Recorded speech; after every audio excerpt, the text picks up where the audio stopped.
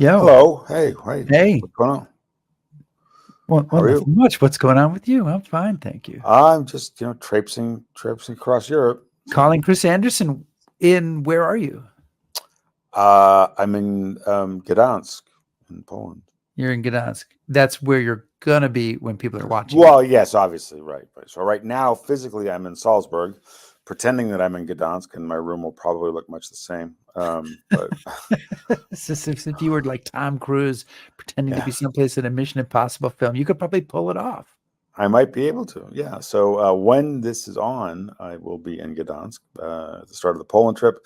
But right now, I am currently in Salzburg at the end of the Riviera to the Rhine Operation Riviera trip. Great. Okay. And you? Where are you, and where are you simulating being? I am in St. Louis, but I'm simulating. Well, you can see I'm in Chicago, but right, I'm simulating being in St. Louis. Simulating being in St. Louis, where I'm speaking at the Soldiers Memorial this weekend. Ghost Army talk to volunteers and docents there. That'll be going on just as our show is going on. Hey, welcome everybody to History Happy Hour. That's the name of our show, in case you're a first-time viewer. Thanks to Stephen Ambrose Historical Tours for helping to bring you this show, and check out their rich offering of military history tours at stephenambrosetours.com. And Chris, whether you're watching live, watching on replay, or listening on the HHH podcast, we are glad you're here. And today we're going to present an encore episode of a terrific show on Arctic convoys during World War II. But before we do that, we want to take a moment to thank our Patreon supporters, and especially our top shelf supporters. There's many of them. There are. It's great. It's fantastic. We do so appreciate that. It's so helpful, and it helps us keep help us keep Cheryl paid to keep handling the bookings and stuff like that. And it's so important to us. And you can become a patron by going to patreon.com/historyhappyhour. And Chris, I don't have a cocktail here with me today because it's an unusual time, and you don't. Although is it still light where you are, or is that an illusion? No, it is still light. So as soon as we're done, I'm going to go obtain a cocktail, if that counts. So we're holding you up now from obtaining. No, Rick, you could never hold me up. Okay, well, there's a challenge accepted. Okay. And we will, great. Okay, give me a cue there, Chris, and we'll get this show on the road. Okay.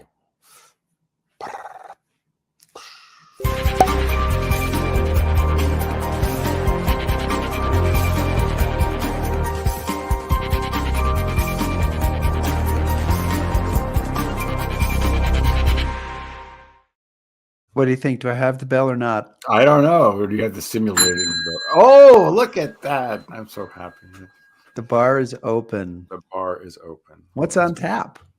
Well, I'm very excited about tonight's show. As you mentioned, David Kenyon, who is the research historian at Bletchley Park, is joining us. David has worked in film and television and written some terrific books. Amongst them is the book Bletchley Park and D-Day, which I cannot say enough good things about. It's a really fantastic book. In fact, at some point, I'd like to have him back on to talk about that book. But we're here to talk with him about his new book, Arctic Convoys, Bletchley Park and the War of the Seas. So we're really looking forward to this one as well. So that's what's on tap. Welcome, David Kenyon. Good evening. Hey, welcome. Did you bring a drink to History Happy Hour? Of course. That was your brief.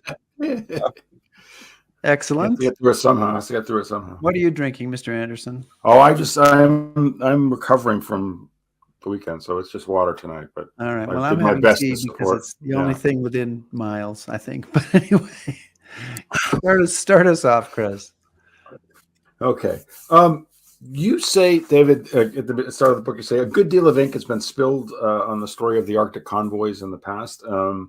And when we were talking before the show, you said you only like to write books when you can say something new about a topic. So given what has been said about this, what made you say there's something missing, something that I can add to the conversation?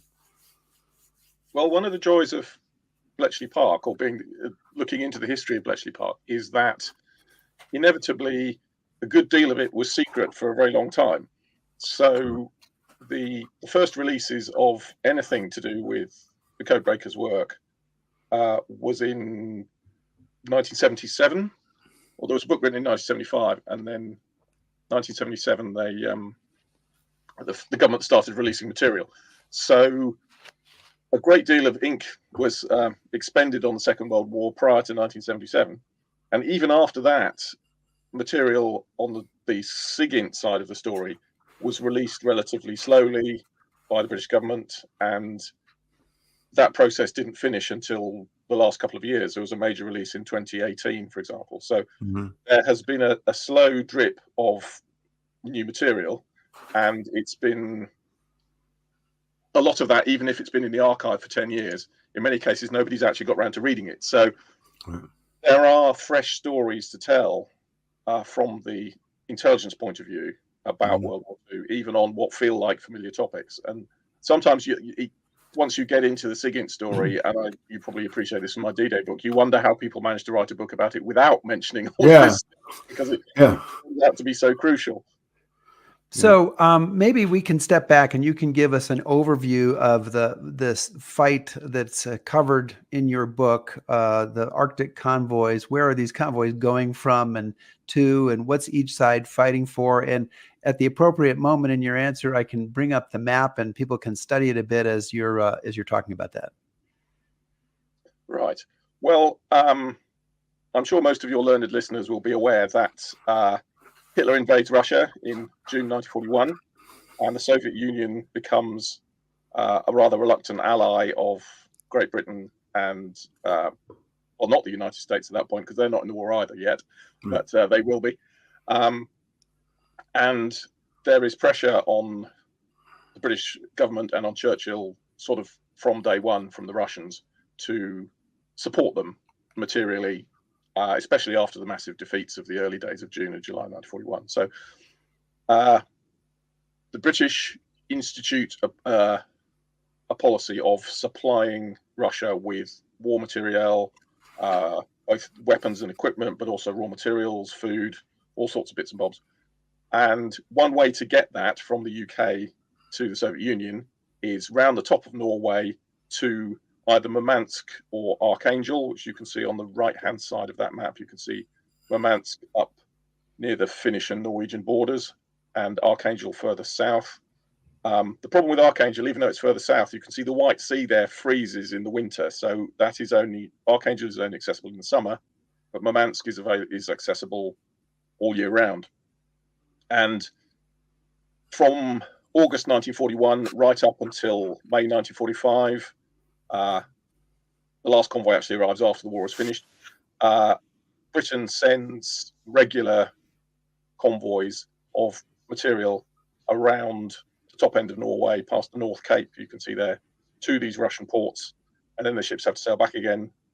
And the latter part of the campaign, convoys are coming from the United States, and they sail to the ports in Iceland, Reykjavik and Akureyri, and then they join convoys from Iceland that go to Russia as well. So enormous quantities of stuff being shipped to the Russians. And that's a quarter of what they get. What the Arctic convoys are famous. What are less famous are there were also US convoys direct from the US West Coast from Portland to Vladivostok. And material was also sent around via the Persian Gulf and by railway across what is now Iran. And actually 3/4 of the material goes that way, but the quarter that goes around the top of Iceland, Norway rather, are the famous bit and the bit that the book is about. Yeah. So you say that there's a certain mythology about these convoys. What would that mythology be, and you know what? Well, there's a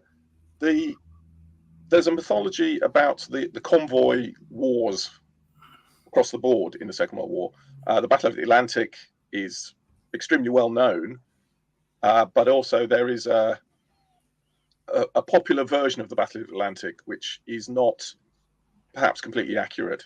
And this is partly because Churchill, even at the time, built up the U-boat threat to be something incredibly significant and terrifying. And he did this because for political reasons, because he wanted to initially persuade the US to join the war, and then once it had done, keep it in the war. And so there is this is slightly awkward, because these campaigns, if you're on a merchant ship, they're extremely grim experiences. A great many lives are lost, but sometimes the peril can be exaggerated. But the other thing that's characteristic of these stories is people think of it as one side, the Allied side, is merchant ships, relatively small and relatively incapable escort vessels from the navies, the US, Canadian, and British navies, all the navy, versus these all-conquering U-boats. And the U-boats get portrayed as these kind of instruments of death that can kind of descend upon you at any moment and do more or less what they like. U-boats are, contemporary scholarship is showing that U-boats are actually a lot less capable than people have given them credit for. And in the Atlantic, it is fair to say, or a lot of modern scholars would say, that the suggestion that Britain was ever going to be knocked out of the war by the U-boats is an exaggeration. As a scholar friend of mine put it, you don't have to count, you shouldn't count the ships that are sunk, you should count the ships that get through, because they're the ones that matter. Right. And actually, the volume of material that arrives means that Britain's never actually going to lose the war, certainly not in the Atlantic. So a big part of your book concerns signal intelligence, which makes sense since you're the historian at Bletchley Park. So maybe we can talk a little bit about how that enters into the kind of the story, and what is the importance of the code breaking efforts. And I know, I mean, you wrote a book about this, so how is, it's hard to answer in a short response, but kind of give us a sense of what's the importance of signal intelligence. What kind of role does it play? It plays in the Arctic. It plays a really fundamental role, and it also plays a very key role in the Atlantic battles. Essentially, the German Navy has to control its surface ships and submarines and its massive U-boat fleet by wireless. They have to send radio signals to tell everybody what to do. Those signals, I spend a lot of time talking about Bletchley Park and saying to people, it's not all about Enigma. Bletchley Park does all sorts of other things. Actually, in this case, it is very specifically about Enigma. Enigma is the German, many of your listeners will know, the German cipher machine that is used to encrypt a huge proportion of their military traffic. The Kriegsmarine, the German Navy, have a particular version of the Enigma machine that they use on pretty much all of their ships, right down to even some of the smallest ones. So when the German Navy is talking amongst itself, they are talking using Enigma encrypted wireless messages. And Bletchley Park, famously from the summer of 1941, are able to break into that traffic and to relatively routinely decipher naval Enigma messages. And so, and coincidentally, that break into naval Enigma happens at about the same time that the Arctic Convoys start. So more or less from day one in the Arctic, naval section of Bletchley Park is able to hear and decipher German message traffic in the theatre of war. The Germans are actually able to hear and decipher a good deal of the Allied message traffic in the theatre of war as well. So it's by no means a one-sided game. Both sides are listening to each other's messages and both sides are reading each other's messages with reasonable success. Excuse me, sorry. Beer needed. Well, so one of the people we hear a lot about when it comes to Bletchley Park is Alan Turing. In fact, if you watch the movie about Bletchley Park, you would think that he personally broke all the codes and personally built the computer, the first bomb himself, and did a lot of other things all by himself or with half a dozen other people. Of course, there's 10,000 or so people who are involved in this, but there's another name that comes up in your book that I think few of our audience know about and probably should, which is a gentleman named Frank Birch, who I guess was head of the German naval section at Bletchley starting in August 1941. And can you tell us a little bit about him and his role in all of this? Frank Birch is absolutely critical to this campaign. That's him looking more distinguished than usual in some respects. Frank Birch, it's fair to say that Alan Turing was instrumental in the breaking of Naval Enigma. However, from 1942, late 42, Turing goes on to do work on other projects and ultimately leaves Bletchley Park. Hut 8, which breaks Enigma, all they do is produce the raw transcript of the German words that were included in the message. And that isn't by any means the end of the process. What happens then is those messages go to Naval Section, which is run by Frank Birch, and he was head of German Naval Section in particular before he took over the whole outfit. And the job of Naval Section is to turn all of the garbled, abbreviation-filled, partial, misunderstood traffic that they intercept and turn that into actual actionable intelligence. And they sit between the raw decrypts in Hut 8 and what you've just seen is a teleprinted product, the finished message, which would be sent to the Admiralty in London. And that process of turning, because if you get a basic Enigma message and all you do is decrypt it, well, firstly, it's in German. Secondly, it's in 5-letter groups. Thirdly, it contains all sorts of abbreviations and other technical language. However, in the course of passing through Naval Section, it is turned into an English translation with grid references resolved, with technical language resolved, and everything else. What this means is the OIC at the Admiralty is receiving a regular flow of fully interpreted, meaningful versions of German message traffic. And what that allows them to do is it allows them to fight the war from London based on those messages. And interesting, are you, I don't know whether you two are film buffs, are you familiar with the film Sink the Bismarck? Oh, yes. Yes. Oh, yeah. With the lovely Dana Winter and I can't remember who's the guy in it. Can't remember.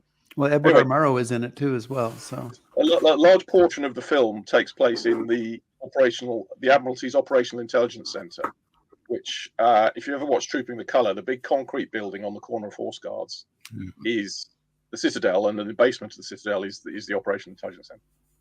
And basically, what happens there is, and rather as well depicted in the film, they have plots of the oceans of the world, and they have pins representing ships, and they fight the war on those maps. And huge proportion of the information that they pin onto the maps comes directly from signals intelligence. It's the fact that Bletchley Park can hear German U-boat command talking to the U-boats. They can hear the U-boats talking back to command. They can hear the U-boats talking to each other. They can hear German reconnaissance aircraft reporting from the air over the battle area. And they can also hear chatter from the ports about what the German surface navy might be doing. It means you can build up a very detailed picture of what your enemy might or might not be doing. However, that's the simplified version. It's actually a lot more complicated than that. And the devil is always in the detail with these things. And what I think makes the story interesting as a historian is that it's simply not that straightforward. It's a much more complicated process, prone to all sorts of error and delay and misinterpretation and one thing another. And so most of the players, both on land and sea on all sides, are working most of the time on partial information, guesswork, out-of-date information. And so it's a bit of a Bletchley Park myth that you break Enigma messages and your life is then easy because you know exactly what's happening. In many cases, all you get is sort of hints and tips as to what might be happening or what happened 3 days ago or things like that. So it's a much more difficult process. And so the other thing you have to remember is the Arctic is a particularly hostile place in which to try and fight a sea battle. For the half of the year, it's dark, so you can't see anything. It's very difficult to navigate, so you rarely know where you are because taking star shots is very difficult because of the weather. And compasses don't work brilliantly because they all point downwards to the center of the Earth at that point. So you have a lot of ships sailing around who have only the dimmest notion of where they are themselves. They certainly don't know where anybody else is. And certainly for the home fleet, the Royal Navy ships that are out there and the convoys, they're all working under radio silence. So for the Admiralty to try and run the war, they have to send messages based on their understanding of the battle. And actually, the picture of their own forces, in some cases, is derived from German messages, because they don't know where the convoy is, because they know the convoy's scheduled route, but they don't know what progress it's made, because it never sends any radio messages, because it can't, because it would be, the Germans would use wireless direction finding and pick up its location. So, and similarly, the moment Admiral Fraser sails out of Scapa Flow with the home fleet, he can't signal to anybody either. So you have this weird situation that Dudley Pound, for example, when he's first Sea Lord in the Admiralty, he's trying to sort of play a game of chess where he doesn't know where any of his pieces are. And he's having to send instructions to his admirals to say, do this or do that, or make your own judgment based on very, very little information. So the fact that anybody manages to find anybody else at all or fight any battles is actually largely down to luck. So I mean, David, maybe you could help us then. One of the things that I get on all my tours, and I'll say something about a particular battle, and they'll say, well, couldn't we read the German codes? Didn't we break all their codes? So we should know. And you've touched on this already. It's a much more complex process to do something with this information. But maybe kind of to drive that nail home, give us an example of sort of the life of one piece of intelligence. How does, from the time they get a message, what happens? And if you want to use, one convoy as a concrete example of that, that's, Well, one of the great misapprehensions about Enigma is that it's a system that you break once, and then once you've broken it, your life is easy because you then carry on reading messages. The fact about Enigma is the system, how the machine works, is known to everybody before the war even starts. The system itself is not secret.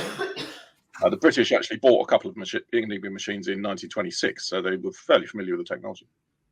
But exactly the same way that the encryption systems work on your phone today, the system itself is in the public domain, but each message is sent with a unique key.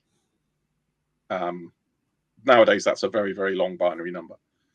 And Enigma is the same. Every message was sent with a unique message key, and that's where the secrecy lies.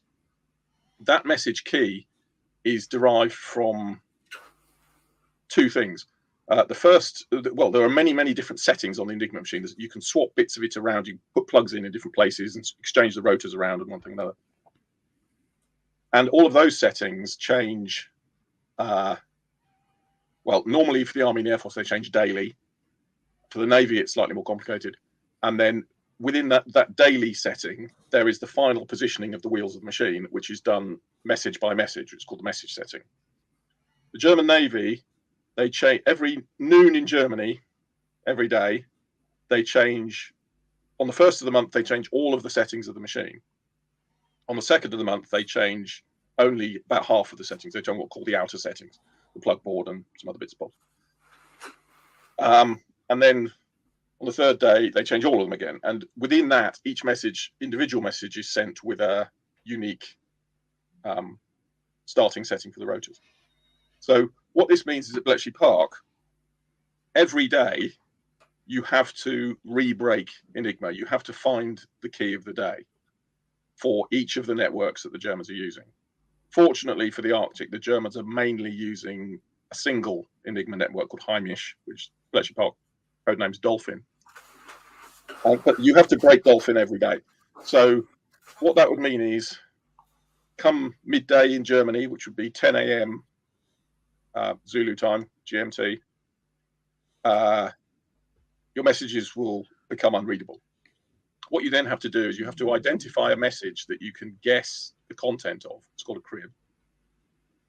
Weather messages are good for that. Anything stereotyped that you can guess what they might be saying. You then have to run a bomb machine run with that crib to get the daily settings. And then from the daily settings, you then have to work out the individual message settings. So what that means is On the 1st of the month, the Germans will change their key at noon. It will take Bletchley Park 8 to 12 hours to read anything at all. Then once they've got the key of the day, they can read stuff increasingly contemporaneously for the rest of the 24 hours. And then at 10 o'clock the following morning, there'll be another change and they will be blacked out again. And then they have to re-establish what the settings are and get back in again.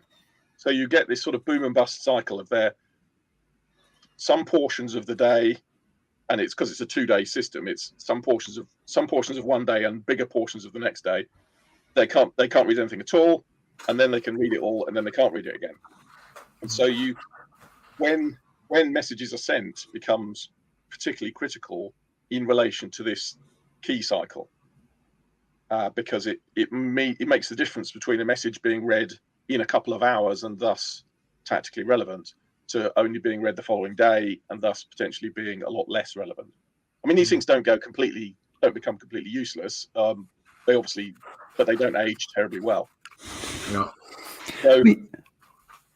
So it's this constant cycle of trying to keep up with the German key changes. And what you then do is, once you've broken it, you then have to translate it, understand it. And if you put that message back up that I sent you, this is a great example. Yeah, hang on. Sorry, I was dreaming. If we look at this message, a few interesting things to look at. Right in the middle, you will see TOO, time of origin.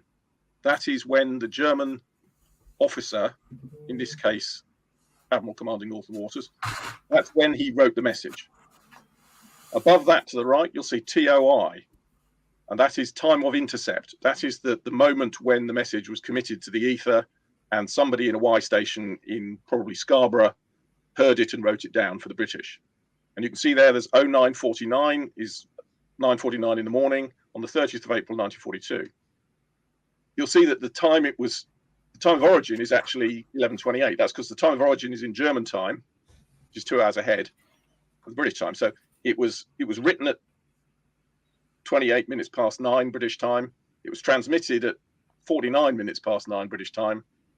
And then if you go to the bottom of the page, you'll see 12:30, 1542. At 12:30, 1st of May, that is when the message that you can see on this piece of paper was actually teleprinted to the Admiralty. So you can see a delay there between 0949 on the 30th of April and 12:30 on the 1st of May. That is how long it took them to decipher this message. Or not only decipher it, but translate it and work it through the whole Bletchley Park process. So what you can see there is these timings become very interesting when you're analysing the battles, because you can see when the Germans are communicating amongst themselves and just how fast that information makes its way through the chain to the people on the Allied side who need to read it. If you just pop it up for another second, Sure. Another interesting fact about it. The code at the top says ZTPG 46084. ZTPG is the code that Bletchley Park gave to dolphin messages in the Arctic. Z is for Z traffic, which means Enigma. TP is teleprinter. G is German.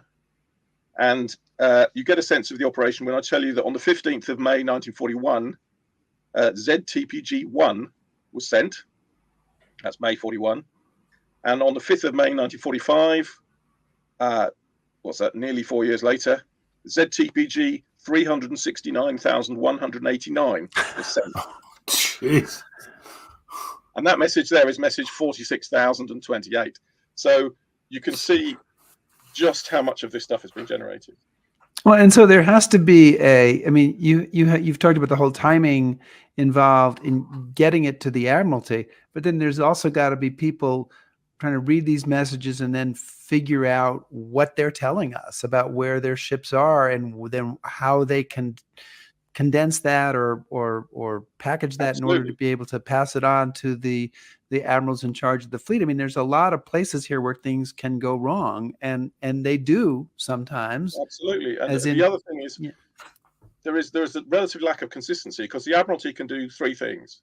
They can look at the intelligence and share it with the commander at sea and just leave him to it, let him make his own judgment. They can share the intelligence with him and tell him what to do on the basis of it. or they can simply tell him what to do without sharing the intelligence. And at different times in the campaign, they do all these things.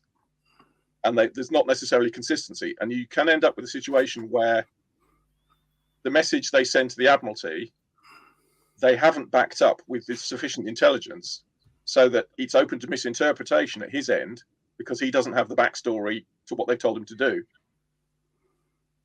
Because he hasn't read the rest of the messages. Of course, sending them out to sea is inherently insecure. You have to re-encipher them with special British code, and then the guy at the Admiralty, the guy at the other end has to receive. Also, this stuff is only allowed to be shared with officers of flag rank.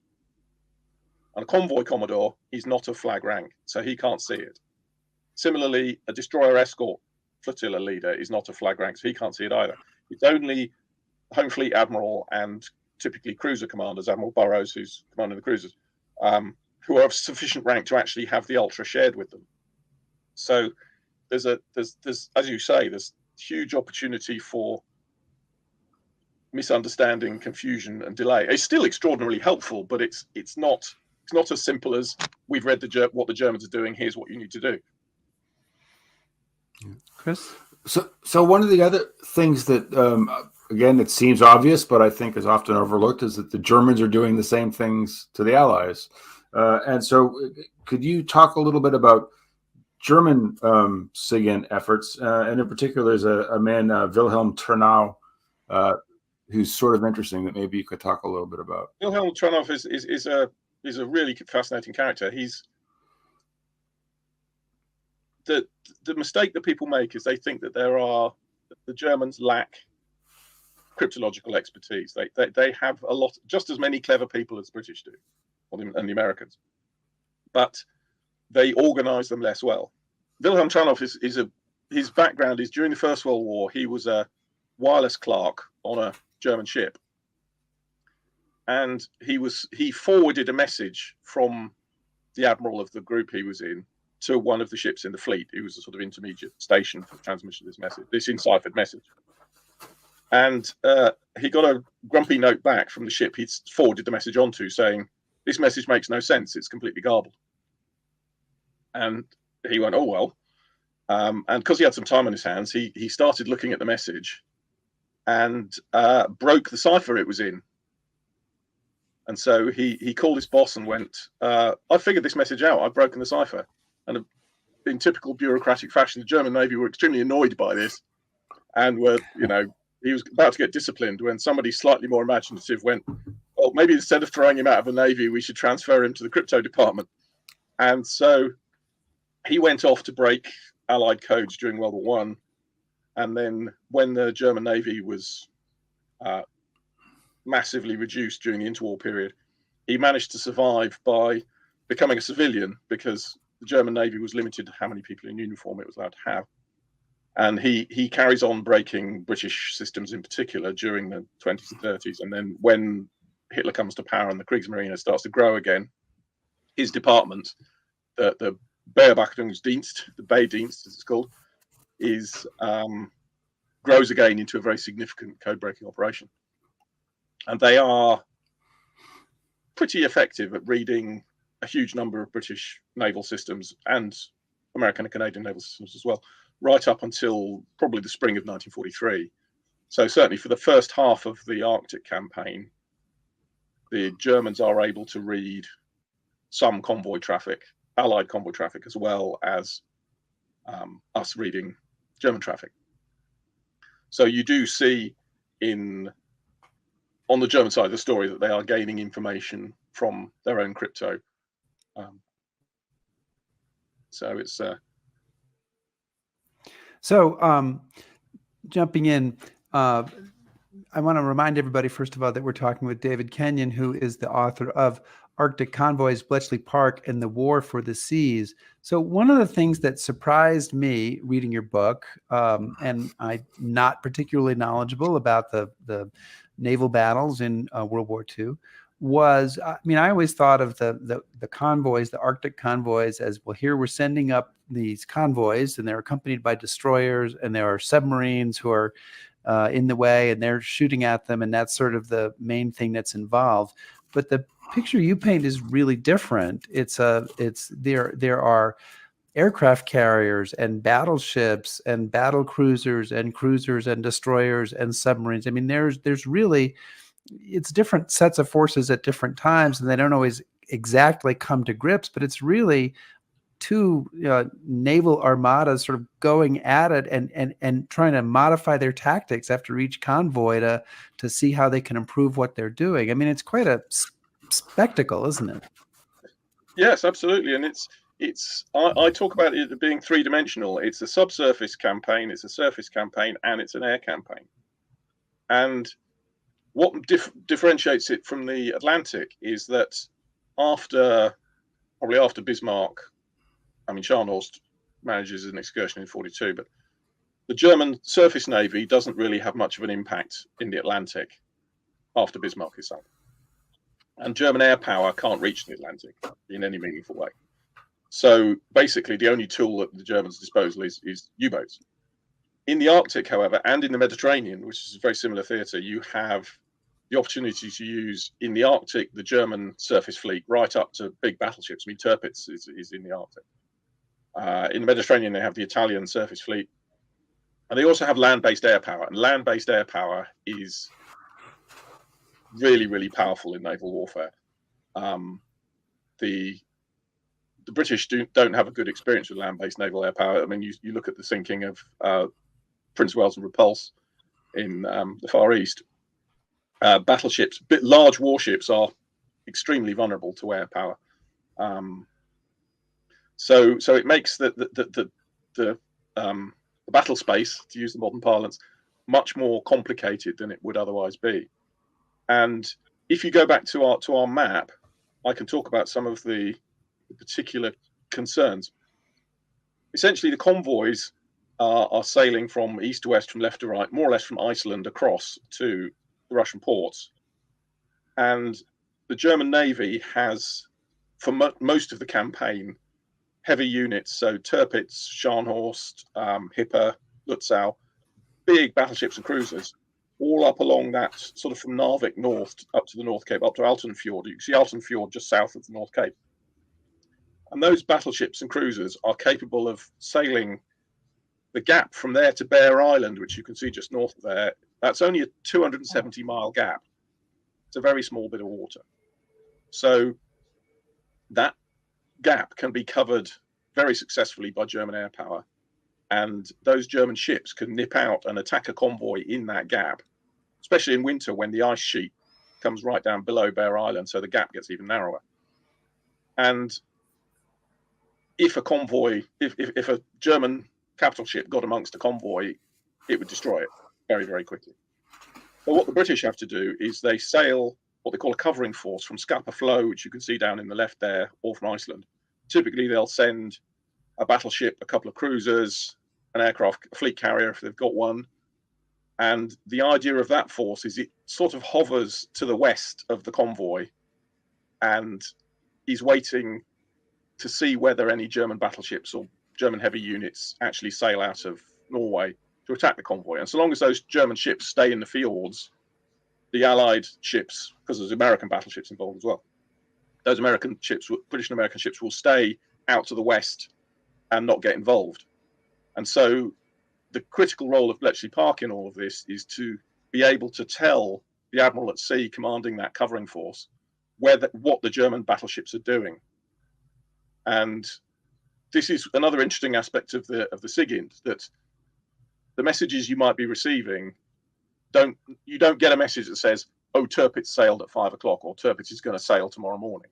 What you get is a lot more pattern of life information, messages that might relate to minesweeping in the relevant fjord or the preparation of air cover for a sortie or something like that. So there's all these different messages that don't explicitly tell you what you want. But if you know the German pattern of operations, you can pick from these hints what's going on. I mean, the very basic one is when Tirpitz is in harbour, nobody sends a wireless message to Tirpitz because they plug a telephone wire into the ship, and the admiral can talk to Berlin on the telephone. But the moment you see a message addressed to the admiral aboard Tirpitz, you know Tirpitz is no longer tied up to the dock. So that's a trigger to know that she's potentially at sea. So there's all these nuances to the traffic. And this famous story of PQ-17, convoy in July 1942, that is 2/3 of the ships are sunk. It's more or less destroyed. The problem there is Dudley Pound, who's First Sea Lord and in charge of the operation. The convoy's sailing along, and he knows that if Tirpitz sails from Norway and gets into the convoy, it will destroy it. And the only defense against that is to, the technical term is scatter the convoy and let the ships disperse over the sea and make their way independently to Russia. Problem with a dispersed convoy is it's hopelessly vulnerable to air and submarine attack because the escorts can't protect the individual merchant ship. So they get to the critical point somewhere near south of Bear Island where the convoy is heading eastwards, and Pound is saying to his advisors in the Operational Intelligence Centre, who are in turn being advised by Bletchley, he's saying, has Tirpitz sailed? Has Tirpitz sailed? And on that day, the response he gets is, well, the key change was at 10 o'clock this morning. We don't know what Tirpitz is doing at the moment, but we will know by about 8 o'clock tonight, which is when the first messages are likely to start being broken. And Pound goes into a meeting with his advisors at about 8 o'clock that evening. And at that point, he says to the guys in OIC, the intelligence people, has Tirpitz sailed? Can you definitively tell me that she has not left the fjord? And they say, well, we can't tell you definitively. All of our sort of spider senses of reading this traffic for the last 3 years is that we haven't seen the kind of messages that we would expect to see if she had put to sea. So our guess is that she's still in harbour. But Pound says, no, that's not good enough. That's not sure enough for me. And so he decides to scatter the convoy. Actually, the intelligence guys were right. Tirpitz was still in the fjord. And the rest is history. The convoy scattered. And there's these rather... there's a very moving description from Jack Broom, who was commanding the destroyer escort of the convoy, that he, at about 7 o'clock that evening, reverses course and strips all his destroyers away from the convoy. And he has a talk to the convoy commodore, who's a merchant captain who's in charge of the whole convoy, the civilian part of the convoy, and kind of says, goodbye and good luck. And he thinks at that point that his destroyers are going to go and take on Tirpitz and will probably die in the attempt. And the convoy commanders know that they've now got to get to Russia completely unescorted. So it's a very powerful moment. And in fact, it's one of those ones. Admiral Pound, sadly, he was suffering from a brain tumor anyway, and he died in the autumn of 1942. So he wasn't a well man. But people tend to say that he made the wrong decision. He chose to scatter the convoy when Tirpitz was still in the field. Actually, Tirpitz sails the following morning, and arguably, had the convoy still been in being on the 5th of July, Tirpitz would probably have sunk it.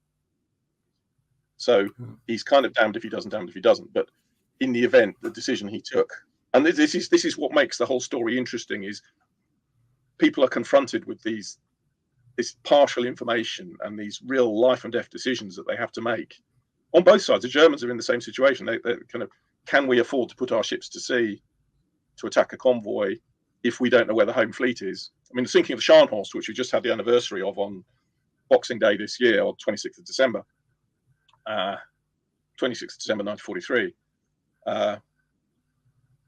Problem there is the Germans try and send Scharnhorst out to attack a convoy, hoping that the home fleet covering force, the Royal Navy, is far enough away that Scharnhorst can get up, beat up the convoy, and come back to Norway without getting attacked. Actually, they've misjudged it, and they get caught first by a force of British cruisers, including HMS Belfast, the one that's preserved on the Thames in London, and subsequently by HMS Duke of York and Admiral Fraser, and Scharnhorst is sunk as a consequence. So there's a lot of risk on the German side as well if they screw up these operations. So David, are the people that work at Bletchley, are they aware of kind of the part that they're playing in this? And I mean, I know when I was reading your D-Day book, they said a lot of the people that were working there, it had become so industrial that they didn't know the impact of what they were doing necessarily. Is that the case with the naval?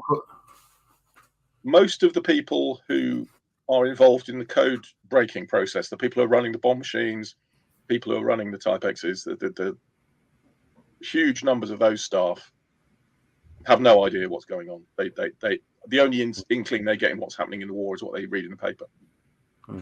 There are a few people at significant points who have a bigger picture. One of the stories that intrigues me particularly is that in Block A at Bletchley Park, that big grey building, the downstairs in that picture, either side of the door, was from 1942. That was a plotting room, and there were female Royal Naval personnel, Wrens as they were called, in that room with big wall maps, and they're literally putting in pins where U-boats are, and they can see the war at sea very directly on the map. And we have veteran accounts from some of those women saying that they would watch what one lady described as the little pink caterpillars of thread of the convoys creeping along, and they would be gradually putting in more and more pins representing U-boat wolf packs. And to be watching that situation unfold on your wall, but have no agency in it at all. They was nothing they could do about it. They just had to watch it happen. So they are one of this very small minority of people who know what's actually going on. Similarly, though, the people who wrote those teleprints I showed you for the battle of the sinking of the Scharnhorst, there's a lady who we interviewed who was an RAF teleprinter operator in naval section, and she was that Christmas of 43, she was on night duty sending those teleprints. So she was seeing message. She wasn't actually on duty on the 25th when the message came in. There's a message from the captain of the Scharnhorst saying, we will fight to the last shell, long live the Fuhrer. And somebody in naval section would have had the job of typing that up and sending it to the Admiralty more or less that night. So the vast majority of people don't know anything at all. I mean, the contrast is the Hollerith section, where they have these punch card machines that were used for cryptanalysis. The women down there work very hard, but they have more or less no understanding of what they're doing. It doesn't even make sense to them very much, but they know what their job is, but exactly how it influences the big picture. Yeah. And so a couple were very surprised when, after the sinking of the Scharnhorst, Admiral Fraser turns up and kind of walks in and goes, "Well done, ladies, you contributed to the sinking of the German battleship." And they're all very pleased, but they're also slightly surprised because they're like, "How does what we do with this cardboard possibly influence the war at sea?" And it's only sort of with hindsight that they actually find out. You mentioned the Fuhrer a moment ago. I mentioned Adolf Hitler, and I wonder what role he plays in all of this, because he kind of keeps especially the big ships of the German Navy under his thumb a bit. And I wonder, does he play a role? Is his involvement critical at any point in this fight? He casts a kind of a malign shadow over the whole thing throughout, and he has this almost impossible to resolve conflict between. He insists that his navy is incredibly capable, and he at one point in 1941-42 he uses the phrase, any battleship that's not in Norway is in the wrong place, and he insists on moving a huge proportion of the surviving German navy up to Norway. But when they get there, he says, you must on no account lose any of these ships.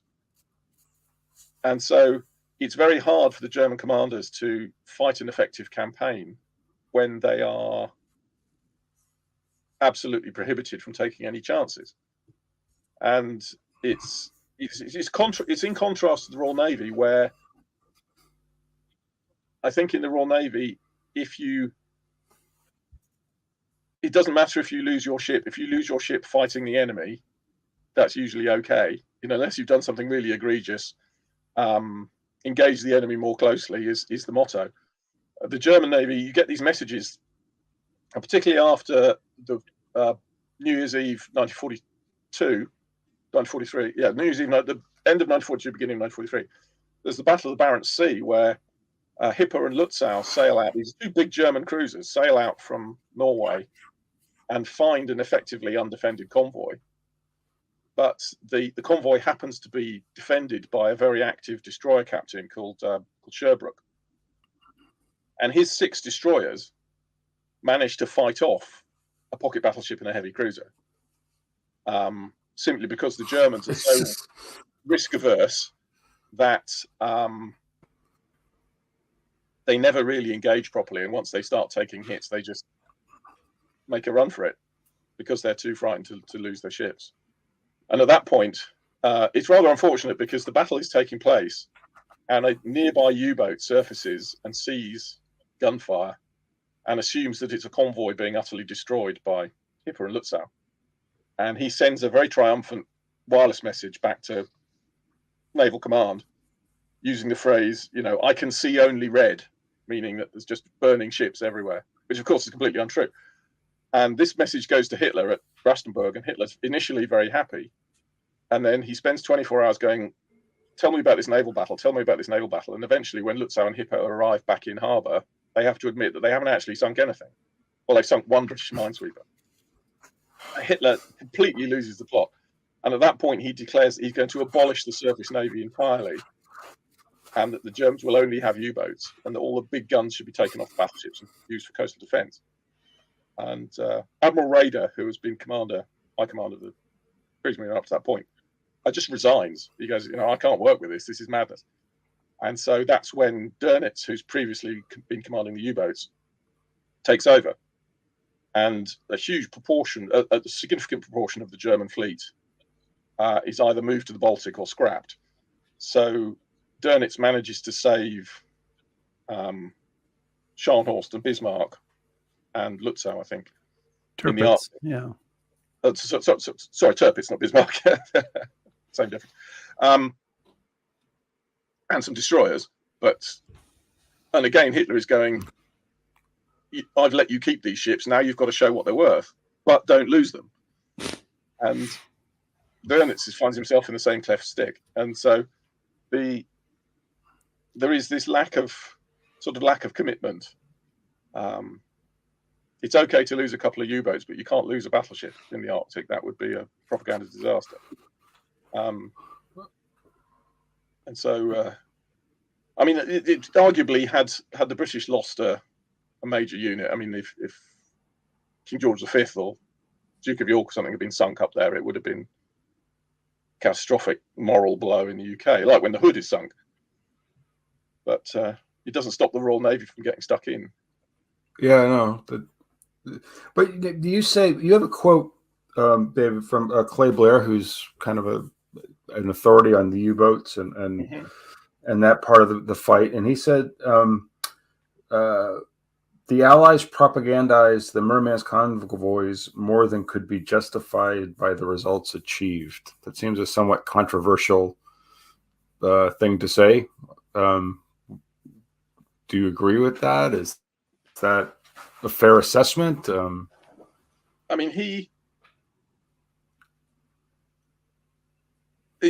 He's kind of making 2 points. On the one hand, when you say propagandized, it's the British Churchill's propaganda was, on the one hand, that it was vital to keeping the Russians in the war, but on the other hand, it was extraordinarily difficult to do and very, very costly and unpleasant. Given that the vast majority of the material sent to Russia is not being sent through the Arctic, he is being slightly, obtuse there, in the sense that it's not the fundamental supply line to Russia. And actually, the losses, while worse, they're about 5 times worse than they are in the Atlantic. The losses are not unsustainable if you look at the campaign as a whole. Right. I mean, there is a point in 1942 and in 1943 subsequently where the Admiralty prevails and they say, we can do this in the winter when it's dark, but we can't do it in the summer. If the Germans have any significant air power up in Norway, you can't do it in the summer because the air threat is just too great. After PQ-18 in particular, they realised that because the Germans don't really do torpedo bombing for a long time because of disputes between Goering doesn't want bombers wasted on the Navy. So having aircraft carrying torpedoes around is a waste of time as far as he's concerned. And it's only after the Italians have proved that torpedo bombing is actually extremely successful that the Germans train up a load of Junkers 88 crews and start doing torpedo bombing. And their torpedoes are extremely effective against PQ-18, PQ-17, PQ-18. But then they redeploy the whole force back to the Mediterranean again. And so a huge chunk of the air threat that would otherwise have existed in the Arctic goes away. But it's still sufficient to force the British and the Americans to suspend convoy operations in the summer. So in the summer of 43, summer of 44, you don't get any convoy. Summer of 44, it's partly because the Navy is away defending D-Day. And so there aren't enough, home fleet doesn't have enough resources. But it's also because they've recognized that there are only certain conditions under which these operations are really viable. So it's... So did it make sense? I mean, in the end, as you look at it now, to stick with this, because there was this fight where the naval admirals are saying, "Hey, this really is, maybe we should stop doing this completely," and Churchill and the other political leaders are saying, "No, we have to do this to show our support for Russia." So in the end, do you have a judgment that you come down on, David? I'm gonna plead the fifth on this one in a way, because I kind of don't. One of the things that I discussed with the publisher and with some of the peer reviewers and things is the political dimension to this story. There is definitely a political dimension to the story. How much difference does the supply make to the Soviet Union? Would Stalin have reacted differently if we'd suspended the convoys entirely, and all of these issues? My interest in this really is from the signals intelligence and tactical point of view. My interest is it a viable operation of war? The Admiralty conclusion in 1945 was that it was, and that they delivered a high enough percentage. If you deliver 95% of your cargoes to their destination, that's a win. That's a success. So I couldn't tell you the full answer on the political, the greater strategic dimension.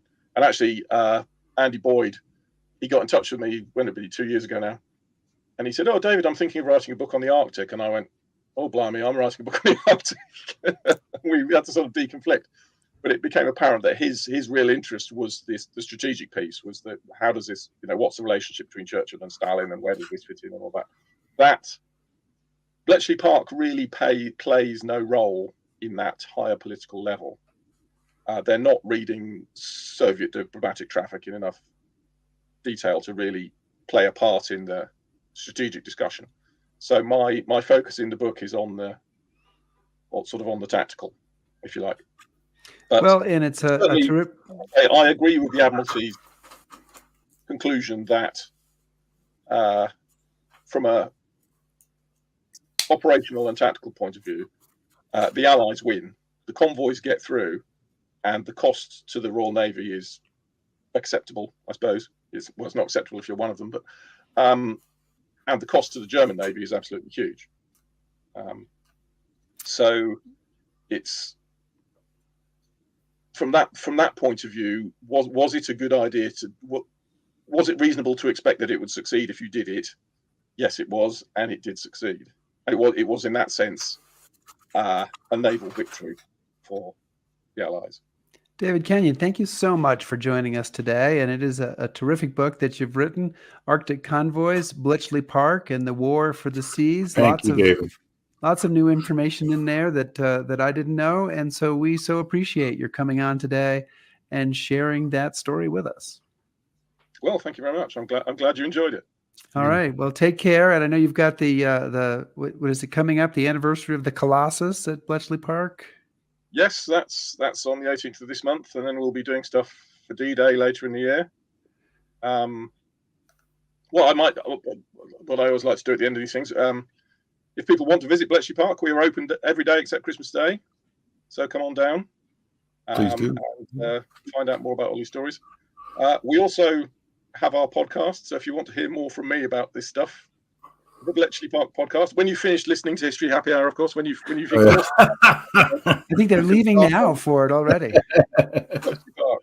But yes, All right. Well, check that all out. And David, thank you so much for joining us. Thank you, David. my pleasure. Okay. So next week, Are we going to be someplace and simulating someplace else? we're going to be live. Okay. I'm going to be in Chicago. Okay. Where are you going to be? A week from Sunday. Back in London, maybe? No. No. What's the date? What's the date of that? You're giving me September 8th, maybe? I should be in Berlin by that point. Okay, fantastic. Well, we will be talking to author Marguerite Fox, who's coming back to History Happy Hour to talk about her new book out just a few weeks ago, The Talented Mrs. Mandelbaum. And it's the story of a nice Jewish mother who was America's first great mob boss. Cool. That just sounds like it'll be a lot of fun to watch and to read about. Really looking forward to that. So please come and join us for that show. Well, it's nice. It's nice when authors come back too. That means that they must, So that means they're happy and we were happy, because either way they wouldn't come back. So she's now in the running with 3 more books after this one. She could be in the running for a five-timer club. Although nipping at the heels of Helen Fry. Yeah, I think Helen Fry might get there first, but I don't know. She's very prolific, and she's at 4 now, I think. Yeah, I have to consult the big board. Well, yeah, big board over here to check that out. Did Joe actually get his? He did. He wore it. Oh, that's right. Yeah. Okay. So he did actually cross the finish line first, but Helen is definitely she's close by. She's close by. I don't know how much she would wear it, but I'd be happy to send her one as long as she wears it once. Well, I've said for years we need to have some more British themed gifts, like I don't know, History Happy Hour tea towels, club ties, something. We can do it. Get right on it. Use your free time to purchase those. Okay, I'll send you the logo. You can handle that. All right, cool. I'll call our shipping department. I won't be holding on for that to happen anytime soon. Hey, please subscribe to us on YouTube. Follow us on Facebook. Shout at us on Twitter. Yes. Listen to our podcast. We don't do too much on Twitter, but shout at us and we'll shout back. Back us on Patreon. What? Is it Twitter anymore, or is it X? Oh, it's X, isn't it? Here. Maybe that's why we don't follow us. Maybe people follow us on Twitter, and there is no Twitter. But whoever talks about X, I don't know. And anyway, browse History Happy Hour. Sorry, guys. You have to say your final words. Thanks, everyone. Be safe.